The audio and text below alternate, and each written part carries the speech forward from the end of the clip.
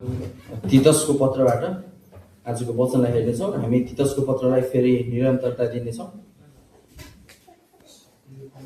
हामी तीतसको पत्र को हामी अध्याय 2 मा छौँ। यो तीतसको पत्र नयाँ करारमा पर्दछ। तीतस 2 अध्यायको हामी पद 6 देखि हेर्नेछौँ। तीतस 2 अध्यायको पद 6।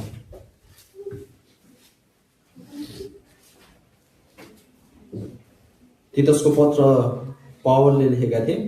पावलले तिमोथीलाई यो पत्र लेखेका थिए। क्रेटमा पावलले तिमोथीलाई माफ गर्नुहोस् तीतसलाई लेखेका थिए। पावलले तीतसलाई क्रेटमा छोडेका थिए त्यहाँ भएका समस्याहरू समाधान गर्नको निम्ति, त्यहाँ भएका अधुरा कामहरू गर्नको निम्ति, पावलले पुरा गर्नको निम्ति तीतसलाई त्यहाँ क्रेटको चर्चहरूमा छोडेका थिए। र रोमीको जेलखानाबाट निस्किसकेपछि उनले पावलले तीतसलाई पत्र लेखेका छन्। जब उनले क्रेटका मानिसहरूको विषयमा उनीहरूले पावलले सुने र उनीलाई त्यो कुरा पनि थाहा थियो र उनले तीतसलाई पत्र लेखेका छन्। सो यो भन्दै गर्दाखेरि 2 अध्यायको पद 6 देखि लिएर म पद 8, 9, 10 पढ्नेछु। 2 अध्यायको पद 6 देखि लिएर त्यही बमोजिम जवान मानिसलाई पनि आत्मसंयमी हुनलाई अर्ती देऊ। सबै कुरामा असल कामको नमुना भई तिमीले आफूलाई देखाऊ र तिम्रो शिक्षामा इमानदारी, गम्भीरता र कसैले निन्दा गर्न नपाउने ठिक बोली होस्, ताकि हाम्रा विरुद्धमा खराबी बोल्ने कुरा केही नभएकोले हाम्रा विरोधी शर्ममा परोस्।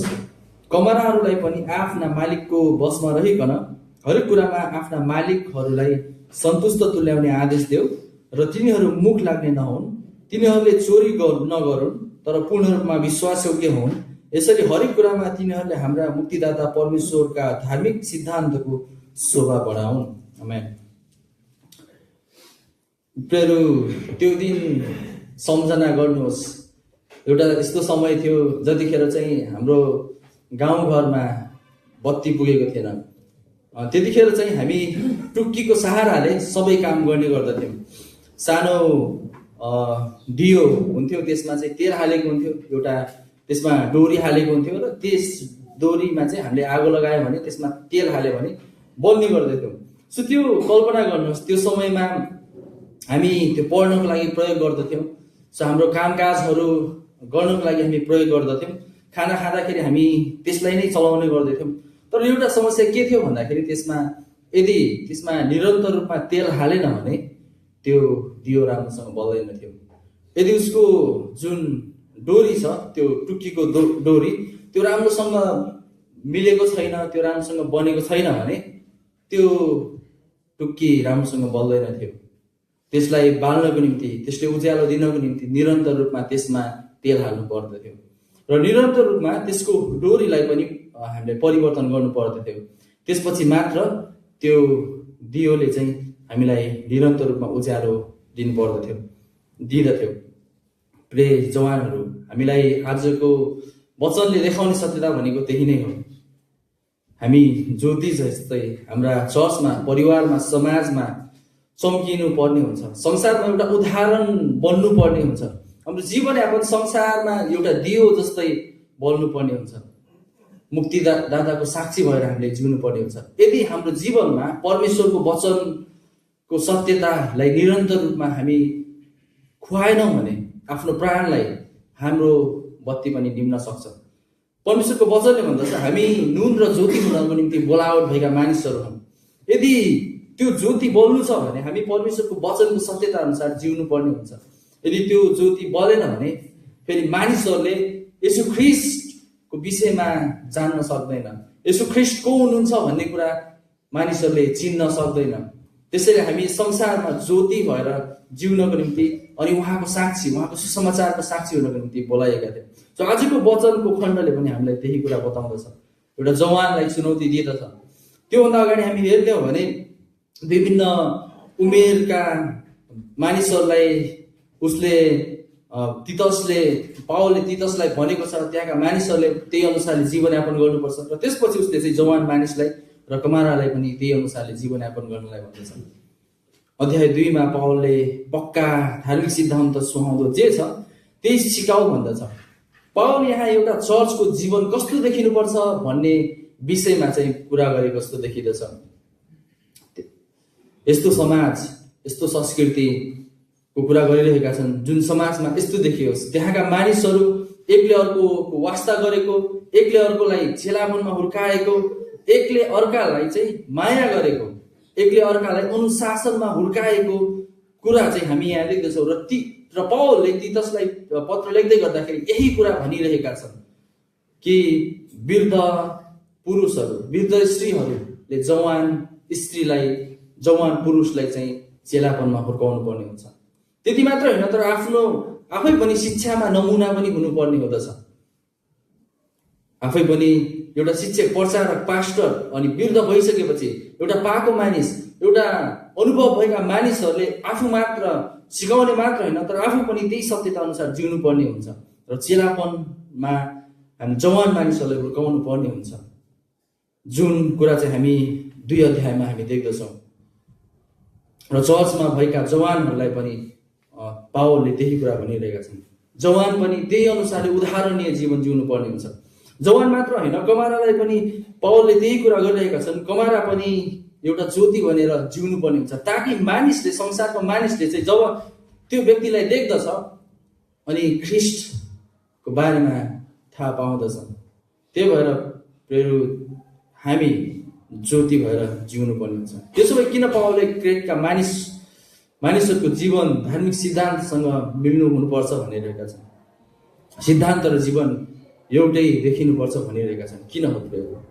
जति धेरै शिक्षा आवश्यक थियो त्यहाँका चर्चको मानिसहरूको निम्ति, क्रेटका मानिसहरूको निम्ति, क्रेटका चर्चका मानिसहरूको निम्ति जति धेरै धार्मिक सिद्धान्त, जति धेरै परमेश्वरको वचन महत्त्वपूर्ण थियो, त्यति नै धेरै उनीहरूको जीवनमा चाहिँ देखिनु आवश्यक थियो प्रियहरू। किनकि त्यहाँका समाजको बारेमा हामी कुरा गर्ने भने त्यहाँका समाज एकदमै स्खृङ्गल भन्छ, एकदमै नराम्रो समाज थियो। अनि त्यो समाजमा एउटा ज्योति बलेर चाहिँ देखिनु पर्ने हुँदथ्यो। किन चर्चमा भएका प्रत्येक समूहलाई टिकाएर वचनको सत्यता अनुसार जिउन भनिरहेका छन्। त्यसो भए पावलले, यदि तपाईँलाई याद छ भने मैले तितसको पत्र प्रचार गर्दै गर्दाखेरि पनि त्यहाँका मानिसको विषयमा भनेको थिएँ, त्यहाँको मानिस कस्तो थिए र त्यहाँको अवस्था कस्तो थियो भन्ने कुरा मैले वचनमा पनि भनेको थिएँ। र अध्याय 1 को पद 10 देखि 16 सम्म प्रचार गर्दाखेरि पनि मैले क्रेटको अवस्थाको बारेमा र त्यहाँका चर्चका मानिसहरूको बारेमा मैले बताएको थिएँ। त्यहाँको मण्डली नयाँ थियो हेर्दै गर्दाखेरि, तर अझै व्यवस्थित भने थिएन। चर्च थियो, पास्टर अगुवा थिएन, नेतृत्व गर्ने मानिस थिएन, झुटा शिक्षकहरू च्याउसरी मौलाएका थिए। उनीहरूको जीवन विश्वास र व्यवहार मेल खाएको देखिँदैन थियो। क्रेटको समाज नै खराब नामले चिनिँदथ्यो। क्रेटको अर्थ नै झुट बोल्नु हो। त्यसैले जस्तो देश त्यस्तै भेष जस्तै भने जस्तै त्यहाँका मानिसहरू सधैँ झुट बोल्ने मानिसहरू थिए। सबैभन्दा ठुलो समस्या त वचन र जीवन नमिल्नु थियो। जे उनीहरूले सिकाइरहेका थिए, जे उनीहरूले आफ्नो मुखले स्वीकार गरिरहेका थिए, उनीहरूको मुखको स्वीकार र उनीहरूको जीवन मेल खाइरहेको थिएन प्रियहरू। क्रेटका मानिसहरू त्यहाँको संस्कृति परम्पराबाट चाहिँ एकदमै प्रभावित थिए। त्यहाँ यहुदी परम्पराले एकदमै जडा गाडेको थियो। एकदमै पुराना मानिसहरू भएको कारणले गर्दाखेरि यहुदीहरूले, खतनावालाहरूले चाहिँ उनीहरूले चाहिँ अरू मानिसहरूलाई, अरू अन्य जाति मानिसहरूले चाहिँ मुक्ति पाउनको निम्ति केवल ख्रिस्टमा विश्वास गरेर पुग्दैन, तर खतना गर्नुपर्छ भन्ने कुरा चाहिँ सिकाइरहेका थिए। यदि तपाईँले पद 10 मा हेर्नुहुन्छ भने 1 अध्यायको त्यहाँ हामी देख्दछौँ उनीहरूले सिकाइरहेका थिए। तिनीहरू अरूको अधीनमा नबस्ने मानिसहरू थिए। उनीहरू बकुवादी, छली, पैसाको लोभमा चाहिँ आफ्नै परिवार खलबलाउने मानिसहरू थिए। अरूको अधीनमा नबस्ने छली मानिसहरू थिए। पद 12 ले त अझै यसरी भन्दछ, क्रेटका मानिसहरू सधैँ झुट बोल्ने दुष्ट पशुहरू, अल्छे खिचुवाहरू हुन्छन्। सत्यतालाई इन्कार गर्ने मानिसहरू, सधैँ झुट बोल्ने दुष्ट पशु, अल्छे खिचुवाहरू, दन्त्य कथाहरूमा ध्यान नगर्ने मानिसहरू, परमेश्वरलाई चिनेको छु भनी भान त पार्ने तर आफ्नो कामद्वारा चाहिँ उहाँलाई इन्कार गर्ने मानिसहरू थिए। घृणित अनाज्ञाकारी मानिसहरू थिए। यस्ता मानिसहरू क्रेटमा थिए। यस्तो हेर्दै गर्दाखेरि चर्च र संसारमा केही पनि भिन्नता देखिँदैन थियो। क्रेटमा पुग्दै गर्दाखेरि त्यहाँ हेऱ्यो भने ठ्याक्क चर्च संसार जस्तै लाग्दथ्यो। यहाँको चर्चलाई हेर्ने हो भने एउटै शब्द प्रयोग गर्न सकिँदछ, संसार संसार संसार। उनीहरूको बुझाइ संसार, उनीहरूको व्यवहार संसार, उनीहरूको गराइ लवाइ खुवाइ सबै संसार नै थियो प्रियहरू। थुप्रै समस्याले भरिएको थियो त्यहाँको चर्च। क्रेटका मानिसहरू विश्वासी भए पनि उनीहरूको जीवनमा भने परिवर्तन देखिएको थिएन। त्यसैले पावलले तितसलाई यो पत्र लेख्दै गर्दाखेरि हामीलाई यो थाहा हुन्छ कि उनी केवल सिद्धान्त सिकाउन मात्र भनिरहेका छैनन् प्रियहरू। उनी सिद्धान्त सिकाउन मात्र चाहँदैनन्, तर उनी चाहँदथे जीवन पनि बदलियोस्, चर्च बलियो बनोस्, ख्रिस्टको दुलही निष्कलङ्क पवित्र होस्, परमेश्वरको धार्मिक सिद्धान्तको शोभा बढोस् भन्ने पावलले चाहँदथे। र चर्च संसारभन्दा फरक देखियोस् र संसारमा ज्योति चाहिँ चम्कोस्, जुन मत्ती 5:16 भने चाहिँ यसरी नै तिमीहरूको ज्योति मानिसहरूका सामुन्ने चम्कोस् र तिनीहरूले तिमीलाई सुकर्म देखुन्, तिमीहरूका सुकर्म देखुन् र स्वर्गमा हुनुहुने तिमीहरूका पिताको महिमा गरून्। प्रियहरू, यो केही पनि थिएन। क्रेटका मानिसहरूले ज्योति छर्नु पर्ने थियो, तर उनीहरूमा नै त्यो ज्योति नभएको कारणले गर्दाखेरि उनीहरूले ज्योति छर्न सकिरहेका थिएनन्। र यहाँ पावलको उद्देश्य चर्चमा एल्डर नियुक्त गर्न भनिरहेका मात्रै छैनन्, तर अरू चर्चमा भएका अरू चर्चका सदस्यहरूलाई पनि परमेश्वरको वचनको सिद्धान्त अनुसार चाहिँ जिउनुपर्छ भनिरहेका छन्। केवल त्यहाँ गएर तितस तिमी चाहिँ पास्टर मात्र, एल्डर मात्र नियुक्त नगर, तर त्यहाँका सदस्यहरूलाई पनि गम्भीरता साथ जीवनयापन गर्नलाई भन। किनकि पावलले 2 अध्यायको 1मा चाहिँ वृद्ध मानिसलाई पनि गम्भीर हुनलाई, अर्ती दिनलाई, सिकाउनलाई भन्दछन्। अनि वृद्ध स्त्रीलाई पनि आफू पनि गम्भीर भएर जिउन र अरूलाई पनि चेलापन गर्नको निम्ति सिकाउँदछन्। त्यसपछि उनी जवान मानिसलाई, त्यसपछि कमारामा, यदि हामी चर्चमा हेर्छौँ भने हामी विभिन्न किसिमका मानिसहरू छौँ। हामी विभिन्न हाम्रो उमेरहरूका मानिसहरू, उमेर समूहका मानिसहरू छौँ र प्रत्येक उमेर समूहका मानिसहरूलाई चाहिँ पावलले जिउनको निम्ति भनिरहेको छ। यो जीवन, चर्चको जीवनको बारेमा चाहिँ पावल यहाँ कुरा गरिरहेका छन्। यो जीवन यस्तो जीवन देखिनु पर्दछ कि चर्चलाई हेर्दै गर्दाखेरि पावलले जे कुरा सिकाउन भनिरहेका छन् त्यो कुरा चाहिँ ठ्याक्क जीवनमा देखिनु पर्दछ। जुन सत्यता, जुन परमेश्वरको धार्मिक सिद्धान्त, जुन मुक्तिदाताको धार्मिक सिद्धान्त छ, जुन हाम्रो परमेश्वरको वचन छ, यही वचन चाहिँ ठ्याक्क जीवनमा देखिनु पर्दथ्यो भन्ने कुरा उनले गर्दछन्। तर मानव परम्परा, संसारका आधारभूत सिद्धान्त, दर्शन शास्त्र, नैतिकवाद, कानुनवादले भरिएको थियो क्रेटको चर्च। क्रेटका मानिसहरू एकदमै बुद्धिमानी थिए। उनीहरूले दिनभरि घन्टौँ बिताउँदथे। उनीहरूले वाद विवाद गरेर कुनै टपिक निकाल्दथे, पैसा उनीहरूले त्यहाँ जुवा खेले जस्तै पैसा राख्दथे र उनीहरू दिनभरि त्यही टपिकमा छलफल गर्दै, उनीहरू रक्सी पिउँदै उनीहरूले त्यसरी समय बिताउने गर्दथे। सो उनीहरूको परम्परा, उनीहरूको संस्कृति, उनीहरूको जुवाई लवाई खुवाई त्यस्तो थियो। इभन पावलले यहाँ कुरा गरेको चाहिँ चर्चको विषयमा, प्रियहरू, संसारको विषयमा कुरा गरेको छैन। पावलले चर्चका मानिसहरूको बारेमा कुरा गरेको छ प्रियहरू। त्यसैले पावलले यहाँ जवान मानिसलाई र कमारालाई पनि धार्मिक सिद्धान्त अनुसारको जीवनयापन गर्नलाई भन्दछन्। सिद्धान्तले हाम्रो जीवनमा प्रभाव पार्दछ प्रियहरू। सिद्धान्तले हाम्रो सम्बन्धमा पनि परिवर्तन ल्याउँदछ। त्यसपछि पद 6 हेर्नुहोस्, त्यही बमोजिम यहाँ लेखिएको छ, त्यही बमोजिम। यो शब्दले अगाडिको सन्दर्भलाई जोड्ने काम गर्दछ। जसरी वृद्ध मानिस, महिला अनि तरुणीहरूलाई अर्थात् जवान स्त्रीलाई सिकाऊ भन्दछ, त्यसरी नै अर्थात् त्यही बमोजिम जवान मानिसलाई पनि सिकाऊ भनिरहेका छन् पावलले यहाँ तितसलाई अर्तिदेऊ भनिरहेका छन्। पावलले यहाँ हप्काइरहेका छैनन्, तर एउटा विनम्र निवेदन गर भनिरहेका छन्। अनि यसले यो कुराले देखाउँदछ कि पावलको स्नेह, पावलको हृदय चर्चप्रति, पावलको एउटा पास्टरीय हृदय चर्चप्रति कस्तो छ भन्ने कुराले देखाउँदछ। पावल त्यहाँ नभए पनि पावलले चाहिँ तितसद्वारा चाहिँ त्यहाँका मानिसलाई सम्झिरहेका छन्। पावलले आफ्नो हृदय व्यक्त गरिरहेका छन्। त्यहाँको चर्चको विषयमा चाहिँ पावल एकदमै गम्भीर छन् र पावलले चाहिँ त्यो प्रेम प्रकट गरिरहेका छन्। पावलले चाहिँ त्यहाँ गएर तिमी फर्काऊ पनि भनिरहेका छैनन्। जवानलाई उनले विनम्र अनुरोध गर, अर्ती देऊ भनिरहेका छन्। प्रियहरू, यसले एउटा पास्टरको, एउटा एल्डरको हृदयलाई देखाउँदछ। पावलको हृदय हामी हेर्छौँ भने एउटा पास्टरले हृदय भएका मानिस थिए। प्रियहरू, हाम्रो हृदय पनि त्यस्तै नै हुनुपर्दछ। चर्चमा सेवा गर्ने हामी अगुवाहरूको हृदय, हामी यहाँ रहौँ या नरहौँ, हामी आफ्नो घरमा बसौँ या हामी बाहिर जाउँ या हाम्रो चर्चको बिचमा रहौँ, हाम्रो हृदय मानिसहरूको बारेमा सोच्ने, उहाँहरूको निम्ति प्रार्थना गर्ने अनि चर्चलाई पवित्रतातिर डोर्याउने, मानिसको जीवनको बारेमा चासो राख्ने हुनुपर्दछ।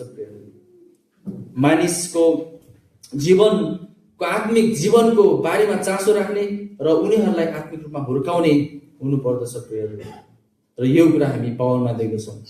त्यसो भए यहाँ जवान मानिसलाई के कुरामा अर्ती देऊ भनिरहेका छन् पावलले। पद 6 मा हेर्नुहोस् न। पद 6 मा भने पहिलो कुरा आत्मसंयमी हुनलाई भनिरहेका छन्। दोस्रो कुरा सबै कुरामा असल कामको नमुना हुनलाई भनिरहेका छन् र आफै पनि नमुना भई देखाउनलाई पनि भनिरहेका छन्। तेस्रो कुरा शिक्षामा इमानदार र गम्भीर हुन। चौथो कुरा कसैले निन्दा गर्न नपाउने ठिक बोली होस्, होसियार साथ बोल्नु हुनुपर्छ भन्ने कुरा गरिरहेका छन्। किन यी कुरा गर्न अर्ती दिइरहेका छन्? त्यसो भए किन? किनकि हाम्रो विरोधीले हाम्रो विरुद्धमा केही दोष नभेटाउन सकोस् र सर्वमा परोस्, यो बाहेक चाहिँ अरू पनि भनिरहेका छन्। तर किन चाहिँ यो भन्दैछन् भन्दाखेरि, किनकि पद 8 ले भने जस्तै कसैले निन्दा गर्न नपाउने ठिक बोली होस्, ताकि हाम्रा विरुद्धमा खराबी बोल्ने कुरा केही नभएकोले हाम्रा विरोधी सर्वमा परोस्। सो त्यस कारणले गर्दाखेरि पावलले चाहिँ जवानहरूलाई, तिमीहरू चाहिँ संयमी, आत्मसंयमी, असल कामको नमुना, शिक्षामा इमानदार, गम्भीर अनि हाम्रो बोलीमा चाहिँ लगाम लागेको ठिक बोली होस् भनिरहेका छन्। किनकि हाम्रो विरोधीले हाम्रो विरुद्धमा केही दोष नभेटाउन सकोस् र सर्वमा परोस्। यो बाहेक किन जवान मानिसलाई यी यावत कुराको अर्ती दिँदछन्? यो बाहेक चाहिँ पहिलो कुरा, जवान मानिस समाजमा, परिवारमा, चर्चमा खम्बाको रूपमा हेरिँदछ। प्रियहरू, जवान मानिसको कुरा गर्ने हो भने जवान मानिस शारीरिक रूपमा पनि जवान मानिससँग जोस हुँदछ, तागत हुँदछ, बल हुँदछ, आफ्नै सुरमा हिँड्न खोज्ने मन पनि हुँदछ, एकदमै छिटो निर्णय लिने, एकदमै ज्यादा इच्छा, चाहना, अभिलाषाले भरिएको मानिस हुँदछ जवान मानिस। र यसले धेरैचोटि परीक्षा निम्ताउँदछ। प्रियहरू, एकदम छिटो निर्णय लिने कुराले, एकदम जोसले अनि बल तागतले चाहिँ हामीलाई धेरैचोटि घमण्ड बनाउँदछ। त्यही भएर यसले चाहिँ धेरैचोटि हामी जवान मानिसलाई चाहिँ परीक्षामा पर्ने अनि आफूलाई घमण्डी बनाउने, पाप गर्ने कुरा निम्त्याउँदछ। तर फेरि यहाँ जवानीपन चाहिँ समस्या हो भनिरहेको छैन। प्रियहरू, हामी जवान छौँ त्यही भएर समस्या हो चाहिँ भनिरहेका छैनन्। फेरि पावलले तीतसलाई यो कुरा भनिरहेका छैनन्। तर अनियन्त्रित जवानीपन, अनुशासनहीन जवानीपन चाहिँ समस्या हो भनिरहेका छन्। जुन परमेश्वरको वचनसँग कतै पनि मेल खाँदैन, जुन सुसमाचारसँग मेल खाँदैन, परमेश्वरको धार्मिक सिद्धान्तसँग मेल खाँदैन। यसलाई यस्तो कल्पना गर्न सकिन्छ, जुन खुला रूपमा छोडेको खतरनाक जनावर जस्तो पशु हुन्छ, त्यस्तै बिना लगामको घोडा जस्तै जता मन लाग्यो त्यतै जाने जङ्गली घोडा जस्तै अनियन्त्रित, नियन्त्रण गर्न गाह्रो। सो यस्तो जवानीपनको बारेमा कुरा गरिरहेका छन्, जसको हृदयमा परमेश्वरको कुनै भय र डर हुँदैन। ऊ आफ्नो जीवनको मालिक आफै हुँदछ, आफ्नो परमेश्वर हुँदछ, आफ्नो भावनामा चल्ने मानिस हुँदछ, जसले आफ्नो जवानी अवस्थामा आफ्नो सृष्टिकर्ताको सम्झना गर्दैन, उनलाई कसैको डर हुँदैन। सो त्यस्तो जवानीपनको विषयमा चाहिँ कुरा गरिरहेका छन्। त्यसैले यहाँ पद 6 मा पावलले जवान मानिसलाई आत्मसंयमी हुनलाई अर्ती दिइरहेका छन्। किनकि यदि हामी यहाँ क्रेटको कुरा गर्ने हो भने त्यहाँ यस्ता धेरै जवान मानिसहरू थिए जो चाहिँ संसारका रीतिथितिमा, संसारको जीवनमा, संसारको अभिलाषामा हराइरहेका थिए। प्रियहरू, अघि मैले त्यहाँ क्रेटका मानिसहरूको विषयमा कुरा गर्दै गर्दाखेरि पनि त्यहाँ मैले भनेको थिएँ, त्यहाँका मानिसहरू झुट बोल्ने जस्तो पशुहरू, अल्छे घिचुवाहरू हुन्छन् भन्ने कुरा गरिरहेका छन्।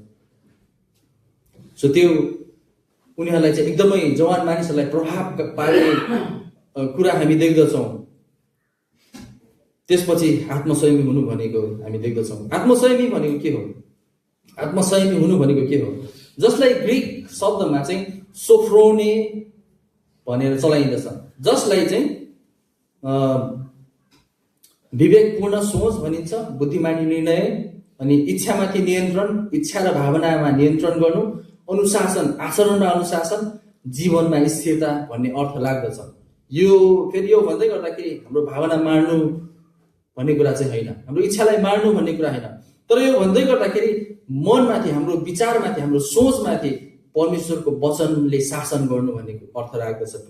जीवनमाथि ख्रीष्टको प्रभुत्व भन्ने अर्थ राख्दछ।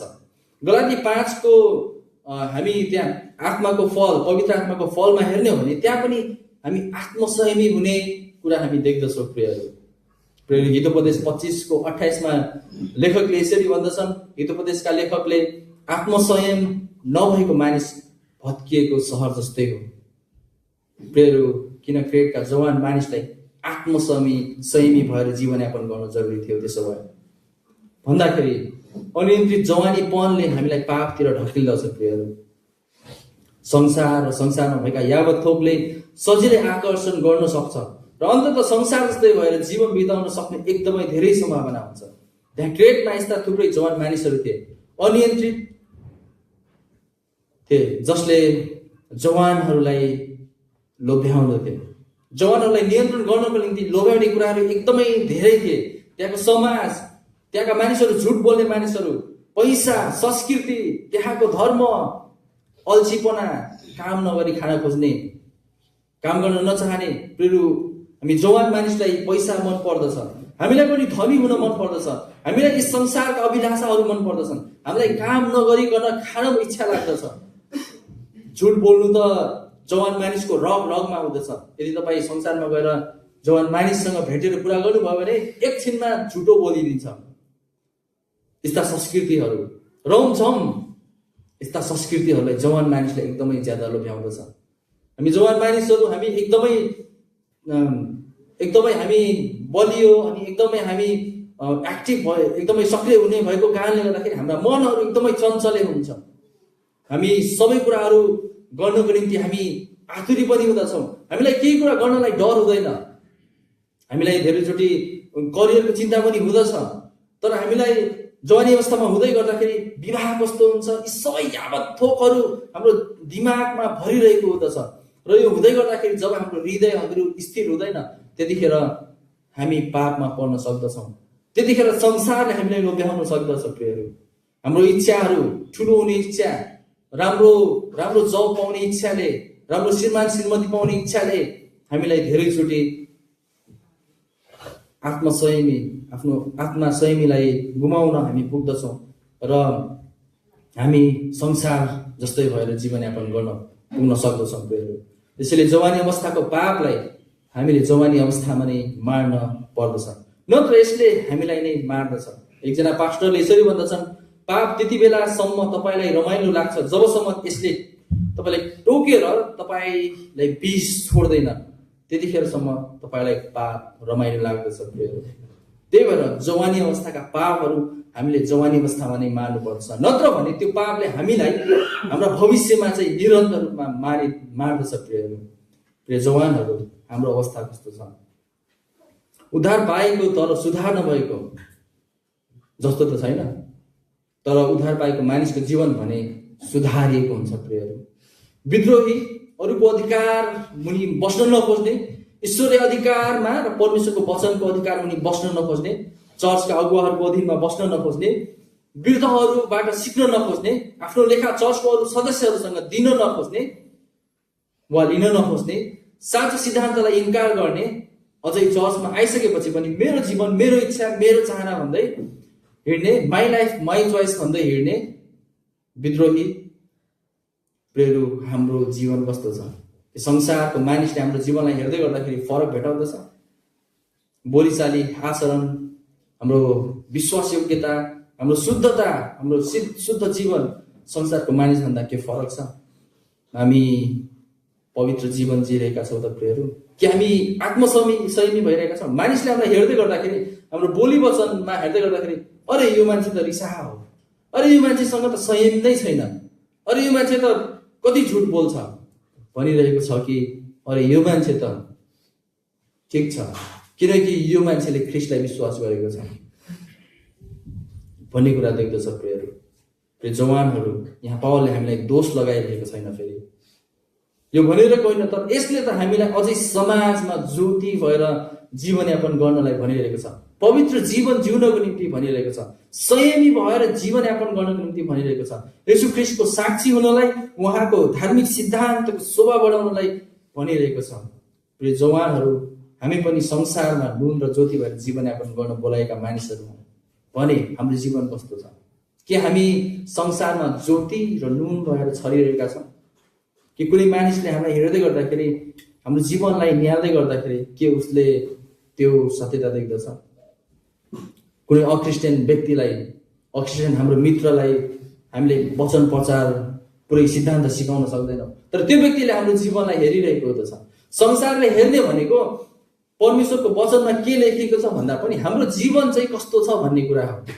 त्यही भएर प्रियहरू, जति धेरै हामी सत्यता सिक्दछौँ त्यति धेरै ती सत्यताहरू हाम्रो जीवनमा देखिनु पर्ने हुन्छ। प्रिय जवानहरू, हाम्रो जीवनमा यी सत्यता देखिनु पर्ने हुन्छ। हामी आत्मसंयमी हुनुपर्ने हुन्छ। आत्मसंयमी हामी भएन भने हामी पापमा छिटै लड्दछौँ। प्रियहरू, त्यसैले हामीले आफूलाई परमेश्वरको वचनको सत्यतामा राख्नुपर्ने हुन्छ। हामीलाई प्रश्न आउन सक्दछ, त्यसो भए हाम्रो जवानीपनमा चाहिँ हामी कसरी हिँड्न सक्छौँ त? हामी कसरी जोगिन सक्दछौँ? भजन सङ्ग्रह 1:19 हामीलाई भन्दछ, तपाईँका वचन मेरा घोडाको निम्ति बत्ती र मेरो बाटोको निम्ति उज्यालो होस्। उज्यालो हो हाम्रो निम्ति परमेश्वरको वचन छ। हामी त्यही परमेश्वरको वचनमा घोडा टेकेर हामी हिँड्नु पर्ने हुन्छ र ज्योति छर्नु पर्ने हुन्छ। नत्र भने हामी आफ्नो ज्ञानमा, हाम्रो शक्तिमा, हाम्रो आफ्नै कारणले गर्दाखेरि हामी ज्योति छर्न सक्दैनौँ। निरन्तर रूपमा परमेश्वरको वचनमा भएर हामी चाहिँ ज्योति छर्नु पर्ने हुन्छ। र पद 4ले भन्दछ, सबै कुरामा असल कामको नमुना भई तिमीले आफूलाई देखाऊ। त्यसपछि चाहिँ हामी असल कामको नमुना चाहिँ पर्ने हुँदछ संसारमा। प्रियहरू, यदि हाम्रो हृदयहरू परमेश्वरको वचनको सत्यताले परिवर्तन भएका छन् भने हाम्रो जीवनबाट असल कामहरू चाहिँ देखिनु पर्ने हुन्छ।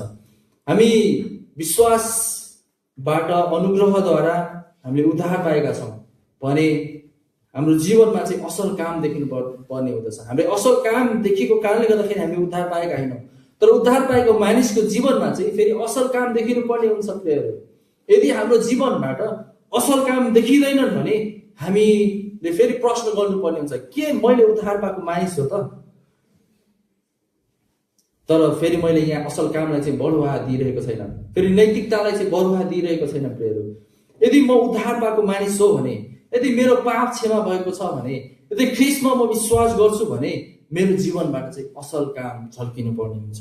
र त्यही कुरा पावलले पद 4मा भनिरहेका छन्, असल कामको नमुना भई तिमीले आफूलाई देखाऊ। हामीले असल कामको नमुना पनि देखाउनु पर्ने हुन्छ। र यो कुरा चाहिँ संसारले देख्दछ। प्रियहरू, नत्र संसारले चाहिँ हाम्रो दिमागमा कति धेरै सत्यता भरेको छ, हामीले कति धेरै परमेश्वरको वचनको ज्ञान छ भन्ने कुरा संसारलाई थाहा हुँदैन। हाम्रो चर्च, हाम्रो समाजमा, हाम्रो समाज फरक भए पनि, क्रिएटको समाज भन्दा पनि हाम्रो समाज फरक भए पनि समस्या त्यही नै हो। प्रियहरू, समस्या फरक छैन। मानिसहरू पापमा मरेका छन्। संसारले जहिले पनि जवानलाई लोभ्याउँदछ। संसारको अभिलाषाहरूले जहिले पनि जवानलाई लोभ्याउँदछ। त्यही भएर हामी चाहिँ उहाँको वचनको सत्यतामा, उहाँको धार्मिक सिद्धान्त अनुसार चाहिँ जिउनु पर्ने हुन्छ। र यो कार्य चाहिँ केवल एउटा व्यक्तिले मात्र गरेर सम्भव हुँदैन, यो सबैजना मिलेर गर्नुपर्ने कार्य हो। प्रियहरू, यहाँ वृद्ध मानिसहरूदेखि जवान कमाराहरूसम्मलाई पावलले कुरा गर्दछन्, सबैजना मिलेर चाहिँ ज्योति छर्ने कार्य हो। एकले अर्कोलाई हात समातेर अगाडिसँगै तानेर लग्ने कार्य हो। प्रियहरू, हामी स्वर्ग एक्लै जान सक्दैनौँ, हामी समूहमा स्वर्ग जाँदछौँ। हामी उद्धारमा बोलाउँदै गर्दाखेरि एक्लै बोलाए भने हामी जीवन सामूहिक रूपमा जिउनको निम्ति बोलाएका मानिसहरू हौँ। प्रियहरू, त्यही भएर हामी सँगै जिएर एकअर्कालाई प्रेम वास्ता गर्दै एउटालाई चेलापनमा हुर्काउँदै हामी जिउनु पर्ने हुन्छ। यसले संसारमा ज्योति फैल्याउँदछ, संसारले त्यो ज्योति देख्दछ, त्यो प्रेम स्नेह देख्दछ प्रियहरू। त्यही भएर जवान मानिस विशेष गरिकन यहाँ पद 6 मा भन्दै गर्दाखेरि हाम्रो जीवनमा आत्मसंयम अनि असल काम देखिनु पर्ने